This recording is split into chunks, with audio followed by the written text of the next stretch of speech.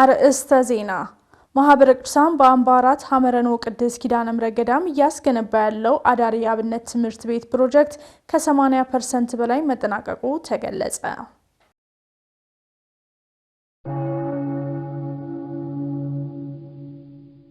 የቅዱስ ወንጌልን ስምሪት በጠረፋማና በረሃማ አካባቢዎች ለማከናወን የቅድመ ዝግጅት ስራዎች መጠናቀቃቸውን በጠቅላይ ቤተ ክህነት የስብከተ ወንጌልና ሐዋርያዊ ተልእኮ መምሪያ አስታወቀ።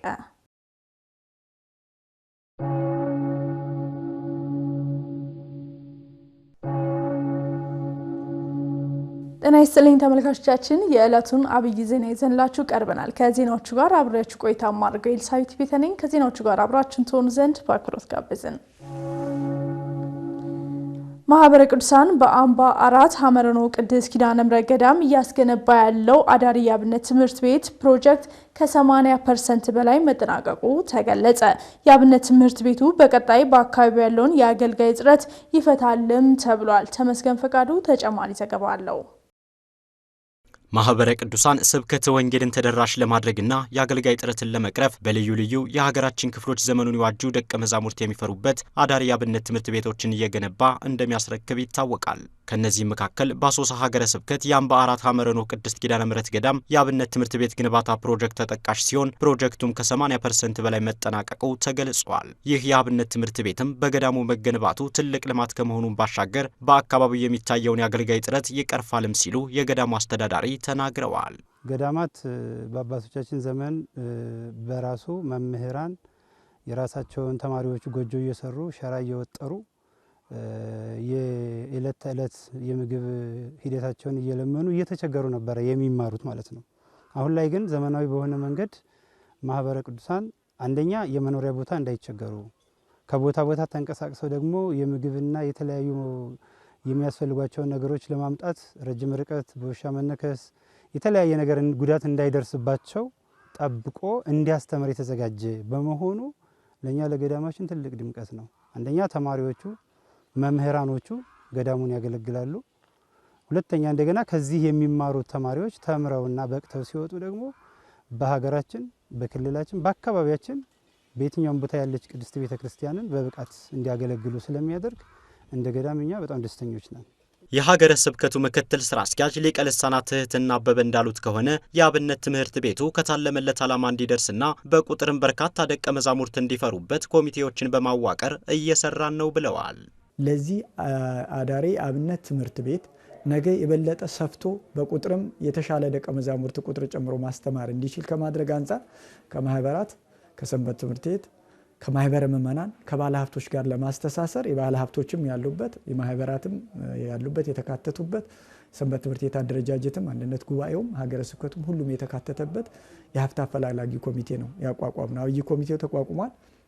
በሀገረ ስብከት ደረጃ እንግዲህ በጽህፈት ቤት ደረጃ ያለን ሰዎች አንድ ሰው ተወክሎ እንዲመራው ነው እያሰብን ያለነው። ከዳር እንድረስ ጥረት እናደርጋለን። አብነት ትምህርት ቤቱ እንደ ሀገረ ስብከት ብቻም ሳይሆን አጠቃላይ ለቤተ ክርስቲያን ትልቅ አስተዋጽኦ መኖሩን በመረዳት ሁሉም ክትትልና ድጋፍ ሊያደርግ ይገባል ሲሉ የማህበሩ የአሶሳ ማዕከል ምክትል ሰብሳቢ መልእክት አስተላልፈዋል። አገልግሎታችን አንዴ ሲጀምር አንዴ ሲዘጋ ነው። ከምን ጋር ከአገልጋይ አኳያ ማለት ነው። አገልጋይ ደግሞ የአካባቢው ልጆች ከሆኑ ቤተ ክርስቲያን ያለምንም ችግር ያለባት የአገልግሎት ወይም የካህናት አገልጋይ እጥረት እየተፈታ ይሄዳልና እዚህ ላይ እንግዲህ ግንባታው መገንባት ብቻ ሳይሆን ዘለቄታ ያለው ቋሚ የሆነ ድጋፍና ክትትል ቢደረግልን ውጤታማ እንሆናለን ብዬ አስባለሁ። ለቤተክርስቲያን ትልቅ አስተዋጽኦ ነው። የቅዱስ ወንጌልን ስምሪት በጠረፋማና በበረሃማ አካባቢዎች ለማከናወን የቅድመ ዝግጅት ስራዎች መጠናቀቃቸውን በጠቅላይ ቤተ ክህነት የስብከተ ወንጌልና ሐዋርያዊ ተልእኮ መምሪያ አስታወቀ። ለዚህም በ25 አህጉረ ስብከቶች የስብከት ኬላ እንደሚቋቋሙ ተገልጿል ሲል ባልደረባችን ሀብቴ ብርሃኑ ተጨማሪ ዘገባ አሰናድቷል። ተከታትለን እንመለስ። የስብከተ ወንጌልና ሐዋርያዊ ተልእኮ መምሪያ የቅድስት ቤተክርስቲያን ሐዋርያዊ ተልእኮ እንዲሳካ እቅዶችን አቅዶ እየተንቀሳቀሰ ነው። ከነዚህ መካከል አንዱ የቅዱስ ወንጌል ስምሪት ማድረግ ይገኝበታል። ይህንን በተመለከተ ከአዲስ አበባና ከሸገር አህጉረ ስብከት ከተውጣጡ የስብከተ ወንጌል የሥራ ኃላፊዎች ጋር ውይይት መደረጉ ይታወሳል። የመምሪያ ዋና ኃላፊ መላከ ሰላም ቀሲስ ዳዊት ያሬድ በስምሪቱ ዙሪያ ከጣቢያችን ጋር ባደረጉት ቆይታ በመሰረታዊነት ስምሪቱ ጠረፋማና የአገልጋይ እጥረት ያለባቸውን አካባቢዎች ያካትታል ብለዋል። ያመኑትን አጽንቶ ለማቆየት ያላመኑትን ደግሞ ወደ ቅድስት ቤተ ክርስቲያን ወደ እምነቱ እንዲገቡና እውነትን እንዲረዱ የቅዱስ ወንጌልን እውነትነት እንዲገነዘቡ ከማድረግ አንጻር እንዲሁም ደግሞ በተለያየ ምክንያት የራቁትንና የሸሹትን ወይም ደግሞ ከዚህ እምነት ያፈነገጡትን ወገኖቻችንንም ደግሞ ወደ ቅድስት ቤተ ክርስቲያን ከመመለስ አንጻር በቀጣይ ጊዜያት በቅርብ ጊዜ ማለት ነው ወደ 25 አህጉረ ስብከት የሚሆኑ ዳርቻና ጠረፍ አካባቢ ላይ ያሉትን ተደራሽ የሆነ ስምሪት ለማድረግ በእቅድ አቅዶ እንቅስቃሴዎች ተጀምረው ነው ያሉት። ይህንኑም ለመፈጸም በሂደት ላይ ነው ያለ ነው ማለት ነው። በውስጡ በርካታ ነገሮች ይኖራሉ።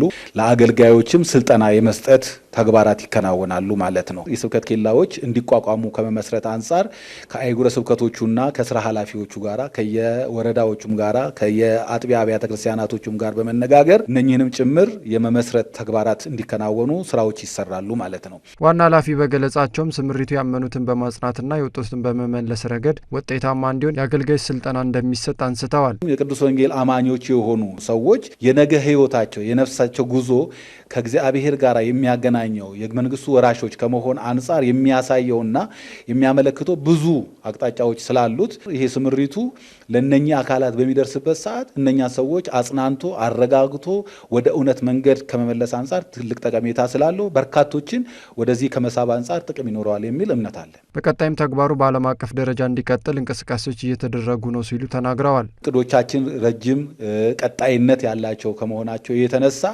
ይህንን ጉዳይ የምናቆመው ጉዳይ አይደለም። ረጅም ጉዞ የምንጓዝበት ነገር ይሆናል ብለን እናስባለን። ከዚህም የተነሳ ቅድመ ዝግጅቶች በሰፊው እየተሰሩ ነው ያሉት። ከቅድመ ዝግጅቶቹ መካከል አንዱ አገልጋዮችን ማፍራት ነው። ቀጣይነቱ የሚቆም ጉዳይ አይደለም። በሀገር ውስጥ ቀርቶ እስከ ዓለም አቀፍ ጉዞዎች ከማድረግ አንጻር ሁሉ ታሳቢ ያደረገ እንቅስቃሴዎች ነው በአሁን ሰዓት እያደረግን ያለ ነው።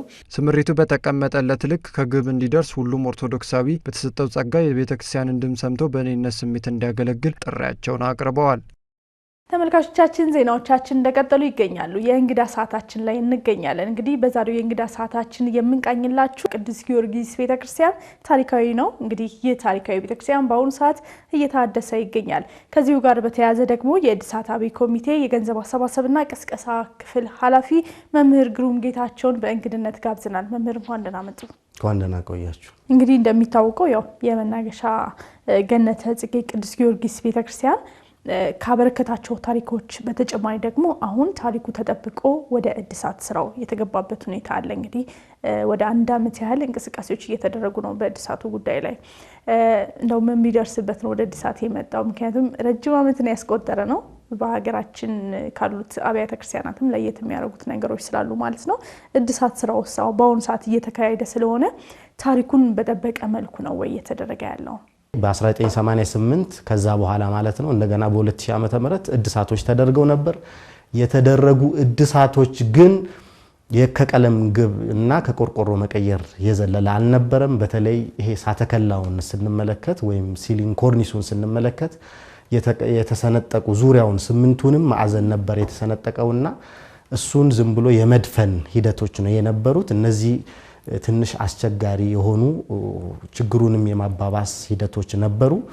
ከዛ በተጨማሪ ባሉ ሂደቶች ቀለም ላይ ቀለም ከመደረብ ውጪ የተለየ ስር ነቀል እድሳት ተደርጎለት አያውቅም። አሁን በሚሰራው ሂደት ግን ቅርስነቱን በጠበቀ መልኩ እንዲታደስ ነው እየተደረገ ያለው። በዚሁ መሰረት ቅርስ ከመሆኑ የተነሳ የሚቀየሩ የሚለወጡ ሂደቶች የሉም። በዋናነት የዶሙ የማፍሰስ ሂደቶች አሉት። የገተር ስራ የኤሌክትሪካል ስራው ሙሉ በሙሉ አሁን ዘመኑን በዋጀ ሁኔታ የሚቀየርበት ሂደት ነው ያለው። በወቅቱ መብራቶችና 2 ማብሪያ ማጥፊያ ብቻ ያለበት ሂደት በመሆኑ አሁን ግን ሳውንድ ሲስተሞች ዘመናዊ የሆኑ ሳውንድ ሲስተሞች መብራት በተለይ እንግዲህ በፊት በአብዛኛው ሰው ያውቃል ብዬ ተስፋ አደርጋለሁ ላይ ያሉ ስዕሎች ምናምን የመታየት የብርሃን እጥረቶች ሁሉ አሉበትና አሁን የምንሰራው የኤሌክትሪካል ሲስተሞች ወይም ኤሌክትሪክ የምንሰራቸው እነሱን በደንብ አጉልተው የሚያሳዩ ዘመኑን የዋጁ እንዲሆኑ እነዚህ የሚሰሩባቸው ሂደቶች ናቸው። የገተር የኮረንዳዮ ስራዎች በጣም አንዱ ትልቁ ጉዳት ያመጡት ፍሳሽ የሚያፈሱት እነሱ ናቸው። አሁን በተሻሉ መልክ እነዚህ ቆርቆሮዎቹን ወይም ጎረንዳዮቹን ትተን አልሙኒየም በመሳሰሉ በተሻሉ ማቴሪያሎች እንዲሰሩ እየተደረገበት ያለበት ሂደት አለ። ከዛ ውጪ ግድግዳው የውስጥ ግድግዳው ተሰነጣጥቆ ፀሐይና ዝናብ ይፈራረቅበት ስለነበረ ከረጅም ጊዜ አገልግሎት የተነሳ እርጥበቱ ወደ ውስጥ እየገባ ግድግዳዎቹን የመሰነጣጠቅና ከድንጋዩ የመነጣጠል ሂደቶች ስለነበሩ እነሱን የማስተካከል ሐሳብ ተነስቶ እንግዲህ ሙሉ ልስኑ የነበረው ተፍቆ እሱ እንደ አዲስ ቀድሞ በተሰራው በነበረው በአሸዋ በሲሚንቶና በኖራ ተደርጎ በሶስቱ ማቴሪያሎች ቀድሞ በተሰራው ማቴሪያል መሰረት በዛ ሁኔታ እየተሰራ ያለበት ሁኔታ ነው ያለው። እነዚህም አሁን ኦልሞስት የመገባዳደድ የማለቅ ሁኔታ ላይ ነው ያለው። ከዛ ውጪ የተጎዱ ስዕሎችን እዛው ባሉበት የማደስ ስራዎች አሉ። ይሄም በዋናነት አሉ። ከዛ እንግዲህ ቆርቆሮዎቹንምና ሌሎች ጉዳዮችን አይተናቸው ነበርና ትንሽ የተሻሉ ሆኖ አግኝተናቸዋል። እነሱን ጋልቫናይዝድ ብቻ አድርጎ አድሶ ባለበት የተሻለ አገልግሎት እንዲሰጥ ማድረግ የምንችልባቸው ነገሮች አሉ። ከዛ ውጪ እንግዲህ ይሄ ቤተክርስቲያን ሲሰራ በዋናነት 3 ፌዝ እንዲኖረው ነው ያደረግነው። የመጀመሪያው ፌዝ በህንጻ ቤተ መቅደሱና ዙሪያው ያለው ባዞላ ብቻ እንዲሰራ አውደ ምሕረቱ ማለት ነው እሱን አጠቃሎ እንዲሰራ የመጀመሪያው ፌዝ ነው ያደረግነው። ሁለተኛው ፌዝ ደውል ቤቱ እና ሙዚየሙ አንድ ላይ የተያያዘ ነው። እንደገና ቤተልሔሙም ጭምር ይጨምራል። ከዛ የክርስትና ቤቱን 2 ፌዝ አድርገን ሁለተኛ ፌዝ አድርገናል።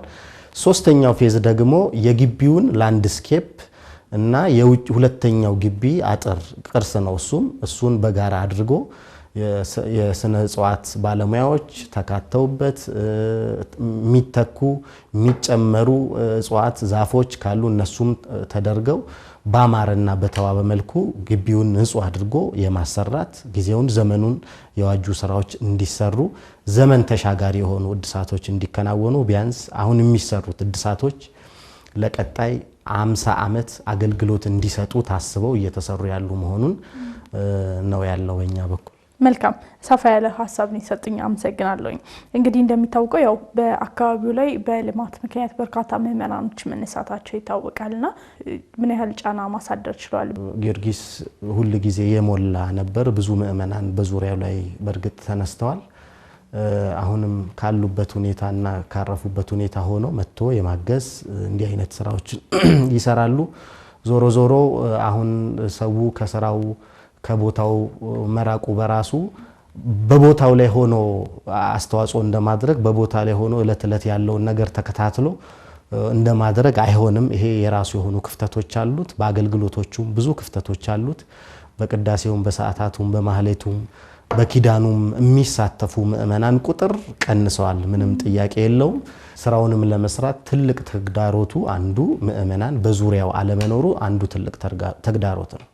ስለዚህ ከማን ምን ይጠበቃል? በታለመለት የጊዜ ገደብ ተጠናቆ ወደ አገልግሎት ቤተክርስቲያን እንዲገባ ይሄንንም አሁን ባለው ሂደት ትኩረት በመስጠት በምክትል ጠቅላይ ሚኒስትር አቶ ተመስገን ጥሩነህ እና እንዲሁም ሌሎች የማህበራዊ ሚኒስትሮችም እንዲሁ በጋራ በመሆን መተው ያለውን ስራ ትኩረት ሰጥተው ጎብኝተው እነሱም ደግሞ አስፈላጊ የሆነውን አሻራቸውን እንዲያሳልፉ እየተደረገ ያለበት ሁኔታ ነው ያለው። ከዛ ውጪ እንደ ባለድርሻ አካል ቅድስት ቤተክርስቲያኒቷ ላይ አካል ወይም ቅዱስ ሲኖዶስ ትኩረት ሰጥቶ ለዚህ ታሪካዊ ቅርስ የበኩሉን አስተዋጽኦና ኃላፊነቱን መወጣት ይጠበቅበታል።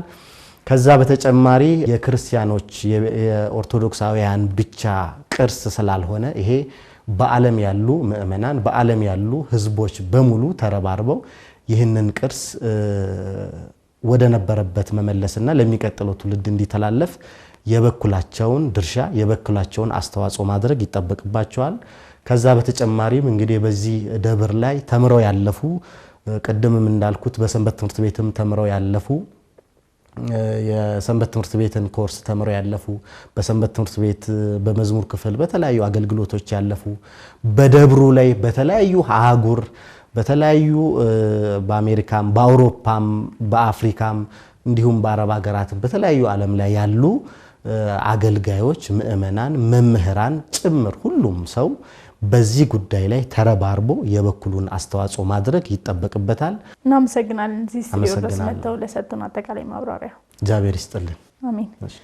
ተመልካቾቻችን ዜናዎቻችን እንደቀጠሉ ይገኛሉ። ከመሸጋገሪያ በኋላ ተመልሰን እንገናኛለን። ጾመ ጋድ ወይም ጋድ ከሰባቱ አጽዋማት መካከል አንዱ እንደሆነ ይታወቃል። ይህ ጾም በአንዳንድ ምዕመናን ዘንድ በቸልተኝነት ሲታለፍም ይታያል። ይህንን በተመለከተ መምህራነ ቤተክርስቲያን ጋር ቆይታ ያደረገው ባልደረባችን ዲያቆን ኤርሚያስ ነው። ተከታትለን እንመለስ። ጌታችንና መድኃኒታችን ኢየሱስ ክርስቶስ አምላክነቱ የተገለጠባቸው ብዙ መንገዶችና ታምራት ቢኖሩም አብ በደመና ሆኖ የምወደው ልጄ ይህ ነው በማለት መንፈስ ቅዱስን በርግብ አምሳል ወርዶ በራሱ ላይ በመቀመጥ አምላክነቱ የተገለጠበትን ዕለት ስናስብ ገሃድ የምንል ሲሆን፣ በሌላ በኩል ደግሞ ለዕለተ አርብና ሮብ ጾም ለውጥ ሆኖ የሚጾመውን ጋድ በማለት እንጠራለን። እንግዲህ ጾም ራሱን የቻለ ትርጓሜ ያለው ጾም እንዳለ ሆኖ ገሃድ ማለት መገለጽ መታየት ማለት ነው። ጋድ ማለት ደግሞ ያኛው ጋድ ብቻ ሲሆን ምትክ ለውጥ ተለዋጭ ፈንታ ስለ ማለት ነውና ጾመ ጋድ እንግዲህ በእኛ በኢትዮጵያ ኦርቶዶክስ ተዋሕዶ ቤተክርስቲያን ሁለት ቦታዎች ላይ እናገኛቸዋለን። አንዱ ጾመ ነቢያት ላይ የልደትን በዓል ምክንያት በማድረግ ከጾመ ነቢያት ጋር አያይዘን የምንጾመው ጋድ ወይም ገሃድ ይባላል ማለት ነው። ሁለተኛው ያው እንደሚታወቀው የጥምቀት በዓል ገሃድ ወይም ደግሞ ጋድ ነው ማለት ነው። አፈጻጸሙን በተመለከተ መምህር ዘላለም ትእዛዙ ያብራራሉ። አባቶቻችንን ሲያስቀምጡ ዝም ብለን ረቡዕና ዓርብን መሻር ብቻ አይደለም፣ ወደ ኋላ ትክ ጋድ የምንለው ማለት ነው። ጋድ የምንለውን ተክተን እንድንጾም አዘዋል። በመጻሕፍትም በመጽሐፍ ተቀምጧል ማለት ነው። ይሄን የምናገኘው በአንቀጽ 15 ላይ በፍትሐ ነገሥት ላይ እናገኘዋለን ማለት ነውና ተክተን ነው የምንገድፈው ወይም ደግሞ ሮቡንና ዓርብን እንድንበላ የምንችለው ማለት ነው። ይሁን እንጂ በአንዳንድ ምዕመናን ዘንድ በቸልተኝነት ይታያል ያሉት መምህር ዘላለም አክለውም ከሰባቱ አጽዋማት አንዱ እንደመሆኑ መጠን ትኩረት ሊሰጠው እንደሚገባም አሳስበዋል። አንዳንድ ሰዎች አይጠፉም፣ መጨረሻ ላይ ጋዷን ብቻ እንጹም የሚሉ ሰዎች አይጠፉምና ይሄ ደግሞ አግባብ አይደለም፣ ስርዓትም አይደለም። ለምን የታወጀ የአዋጅ ጾም ስለሆነ ከመጀመሪያው እስከ መጨረሻው መጾም አለባቸው ማለት ነው። እንደዚህ የሚያደርጉ ሰዎች ምን ማለት ብለን መመሰል እንችላለን? ቀኖና ወይም ደግሞ ንስሐ ሳይገቡ እንቆርባለን የሚባል ነገር። አሁን ለምሳሌ ንስሐ ሳንገባ ብንቆርብ የሚጠቅመን ነገር የለም። አንዳንዴ ጋድ ሲመጣ በእኛ ቤተክርስቲያን ምእመናኑ አጠቃላይ ጥያቄ የማንሳት ነገር አለና ቤተክርስቲያንም ሁልጊዜም መልስ ትሰጣለች፣ ታስተምራለች። ካልገባን ከሊቃውንቱ ከአባቶቻችን ቀረብ ብለን መጠየቅ እና ሁል ጊዜ ጥያቄ እንዲፈጠርብን ለኛ ለልቦናችን መፍቀድ የለብንም ማለት ነውና አሁን ለምሳሌ ዘንድሮ ማስተላለፍ የምፈልገው ጥምቀት ሰኞ ነው የሚሆነው አይደለ? ሰኞ ነው የሚሆነውና ጋድ የለውም አለው የሚባል ነገር አለው። ጋድ ምን ጊዜም አለው። ጋዱ ደግሞ የምንጾመው መቼ ነው ሲባል አርብ ነው። አርብ እስከ 12 ሰዓት የመጾም ግዴታ አለብን። ከዛ በኋላ እሁድ ዋዜማው ነው አይደለ? በዕለተ ሰንበት ጾም ስለማይፈቀድ በዕለተ ሰንበት አንጾምም። ነገር ግን ስጋንና የስጋ ተዋጽኦን የወተት ተዋጽኦን አንበላም ማለት ነው። የ6 ኪሎ ግቢ ጉባኤያት በአቻ ግፊትና መሰል ችግሮች ላይ ያተኮረ የምክክር አገልግሎት እየሰጠ እንደሚገኝ አስታወቀ። ለከፍተኛ ትምህርት ተቋማት ተማሪዎች ሰፊ አገልግሎት እየሰጠ የሚገኘው ግቢ ጉባኤው የምክክር አገልግሎት መስጫ ቦታ እጥረትና ሌሎች መሰል ተግዳሮቶች እያጋጠሙት መሆኑንም አንስቷል። ሀብቴ ብርሃኑ የ6 ኪሎ ግቢ ጉባኤ 13 ስራ አስፈጻሚዎች አሉት። ከነዚህም ውስጥ የየራሳቸው የሆነ ተግባርና ኃላፊነት ያላቸው 10 ክፍላትን ያካተተ ነው። ከክፍላቱም መካከል የአባላት እንክብካቤ ምክክርና አቅም ማጎልበቻ አንዱ ነው። ይህ ክፍል ተማሪዎች በመንፈሳዊና በትምህርት ህይወታቸው ለሚገጥማቸው ተግዳሮቶች የምክር አገልግሎት የሚሰጥ ነው ተብሏል። ምክክር ንዑስ ክፍል ተማሪዎች ግቢ ከመጡ በኋላ አካዳሚካሊና መንፈሳዊ ህይወታቸው ላይ ለሚገጥሟቸው ፈተናዎች ወይም ደግሞ ችግሮች መፍትሄ ይዞ የሚቀርብ ክፍል ነው ማለት ነው። ይሄን ስንል ለምሳሌ ስነ ልቦናዊ ኬዝ ሊሆን ይችላል፣ ከሱስ ጋር ከቴንሽን ጋር የተያዙ ነገሮች ላይ መፍትሄ የሚሰጥ ማለት ነው ምክክር ክፍል። ከዚህ በተጨማሪ ደግሞ አካዳሚካሊ ቲቶር በመስጠት ተማሪዎችን የሚያግዝ ንዑስ ክፍል ነው ማለት ነው። እንደ 6 ኪሎ ግቢ ጉባኤ ይህ ክፍል በጣም አስፈላጊ ክፍል ነው። ምክንያቱም የሚሰጡት ዲፓርትመንቶች የሚጋብዙት ራሳቸው ወደ በጥንቃቄና በእውቀት ላይ የተደገፈ እንዲሁም በመንፈሳዊ እይታ ካልተቃኙ ወደ አጓጉል ፍልስፍና የሚጋብዙበት ሁኔታ ስላለ ይህ ንዑስ ክፍል በጣም አስፈላጊ ሆኖ እናገኘዋለን። ያው የምክክር ክፍሉ ዋናው ግቡም ወይ ደግሞ አላማው ብለን የምንወስደው ሰዎችን ወይ ደግሞ አገልጋዮችን የተፈጠሩበትን ዓላማ በጥልቀት እንዲረዱ መርዳት። የቦታ እጥረትና ሌሎች ተግዳሮቶች እስካሁን ባለመፈታታቸው አገልግሎቱ በተፈለገው ልክ እንዳይሰጥ እያደረገ እንደሚገኝ ተገልጿል። እንደ ምክክር ክፍል ለመስራት ተግዳሮት የሆነብን ነገር አንደኛው የመምህራንና የቦታ ለመመቻቸት ነው። የቦታ ለውጥና እንደዚሁም ደግሞ መምህር እንዲመደብልን ጠይቀናል። እስካሁን ይሄ ችግር አልተፈታም። የቦታ ችግር፣ የሚፈለገው መምህር በሚፈለገው ወቅት አለመገኘት፣ ያሉት ስኬጁሎች ከተማሪው ስኬጁል ጋር መጋጨት፣ እንደዚህ አይነት ተግዳሮቶች አሉ። ስልጠና የሚያስፈልጋቸው ጉዳዮች ይኖራሉና እንደዚህ አይነት ችግሮችን ቀርፎ የመሄድ ከኛም ችግር ይታያል። አሁን የግቢ ጉባኤ ፐርሰናል ካውንስል ሊጠይቅ ብሎ የት ነው የምታመካከረው?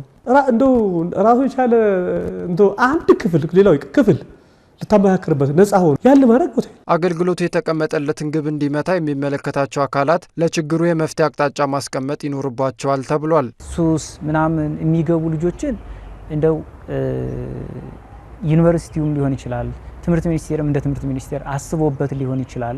እንደዚህ አይነት ኬዞች ላይ ተማሪዎች ወደ እምነታቸውን በነፃነት እንዲያስቀጥሉ ቢያደርግ መልካም ነው ብዬ አስባለሁ። ተስፋ ሲቆርጥ ነው አንድ ተማሪ ወደዛ አይነት ሂደቶች የሚገባው። ማህበረ ቅዱሳንም የራሱን ድርሻ እየተወጣ ነው፣ ግን ከዚህ በላይ መስራት አለበት ብዬ አስባለሁ። በደንብ ትኩረት የሚያስፈልገው ቦታ ላይ ትኩረት መስጠት አለበት። የማይፈታ ችግር የለም። በደንብ ተቀናጅቶ መስራት ላይ ግን ክፍተት አለብን የሚለው ነገር ቢወሰድ ጥሩ ነው። ትውልዱ ጋር የምንደርስበት ፈሊጥ ምንድነው የሚለው ነገር እሱ ነው። ተመልካቾቻችን ዜናዎቻችን እንደቀጠሉ ይገኛሉ። ምዕመናን ስጋዊ ልደታቸውን ሲያከብሩ እግዚአብሔር የሚመሰገንበት ሊሆን እንደሚገባ ተጠቆመ።